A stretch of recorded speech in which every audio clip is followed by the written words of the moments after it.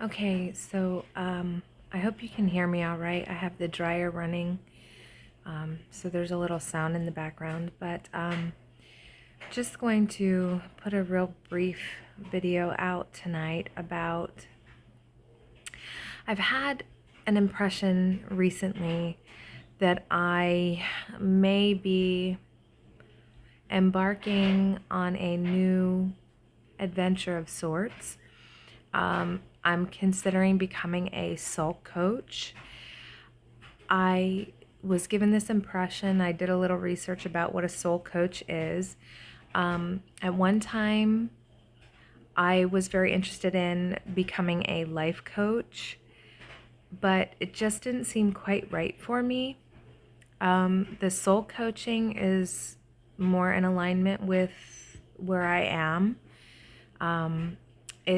It deals more with the things of spirit. It deals more with focusing the attention on what I will classify as that which is real, and not as much on this material form experience, okay? But focus the attention on that which is real and how it can benefit and facilitate beneficial outcomes to the material form experience. So, it's just a little twist on what life coaching was, as it is my understanding. So, what's really funny is while I was doing the research on soul coaching, you know, I thought, do I need like a degree for this? Do I need a certificate? What kind of qualifications or requirements do I need for such a thing? And in my research, I found a few programs, certificate programs, and the like. I found some really in depth programs that went deeper into a lot of the training material that I've already read. So, I looked at that and then I asked myself the question, which is really important, which is who gets to determine what a soul coach should have, or what kind of training or education a soul coach should have? Who is qualified to make that determination? That's a really interesting question, isn't it? Well, how much of the human experience in the material form is dictated or is quantified or qualified by the ideas of who? Who gets to decide these things? Who is really qualified to make those decisions? So it's really interesting. It was like a question that just blew my mind wide open.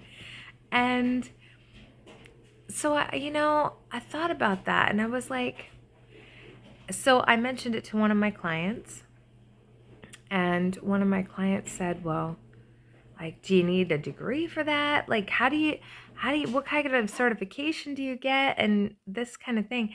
And I started laughing because that was one of the first things that came into my mind. And as I'm laughing, I said to my client, I said, "Yeah, and who do you think is qualified to make that assessment? Who do you think is qualified to make the determination of what type of credentials or education or training a soul coach needs to have?" And so I just thought that was really funny because shouldn't spirit be the one communicating whether or not this is something a person would be good at, or but we want to define it by our material form ideology. Like, we want to define everything by the five senses, right? So it's just a really interesting question, and I'm just going to put that out there because I see that happening today. I see that happening today in the world in so many different ways, so many faces of the same thing. Um, you know, if you ask enough people, you get enough differing opinions, um, eventually you're just left to question, and you have to then decide for yourself what that looks like. I actually, in that conversation with my client, I said, well, I'm not going to have any specific certificate. I'm not going to have any specific anything with letters behind my name. I'm not going to have that. I'm going to leave it up to spirit to guide those that I am able to assist to find me for their benefit. And if I never see a soul, I never see a soul. That's funny. If I never see anyone, I never see anyone.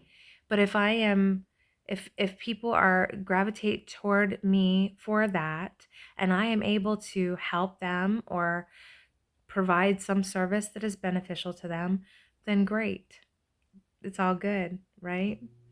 So, and it would bring me great joy to do that work. So, anyway, just putting that out there.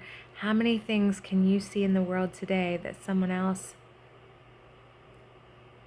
has defined? Someone else has identified. Someone else has been the creator of your reality. And peace and love, may you be blessed.